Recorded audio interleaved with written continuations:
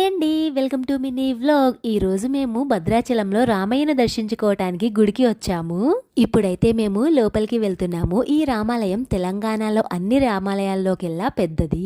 General గా అన్ని దేవాలయాల్లోని ఆ రామయ్య మానవ రూపంలో 2 చేతులతో దర్శనమిస్తారు. కానీ ఈ ఆలయం యొక్క ప్రత్యేకత ఏంటి అంటే ఇక్కడైతే రామయ్య 4 చేతులతో శంకు చక్రము విల్లు బాణంతో దర్శనమిస్తారు. అలాగే ప్రతి ఆలయంలోని సీతమ్మ తల్లి రామయ్య పక్కన నుంచొని ఉంటారు. కానీ ఈ ఆలయంలో మాత్రము రామయ్య తొడపైన కూర్చొని ఉంటారు. మనం భక్తితో రామయ్యను తలుచుకుంటూ ఇక్కడ శబ్దం వింటే ఓం అని వస్తుందంట. ప్రతి దేవాలయంలోని రామయ్య తమ్ముడు లక్ష్మయ్య కుడివైపున నుంచొని ఉంటారు. కానీ ఈ దేవాలయంలో ఎడమ వైపున ఉంటారు. దర్శనమైతే చాలా బాగా అయ్యింది. ఇంకా ప్రసాదం తీసుకుందామని వచ్చాము.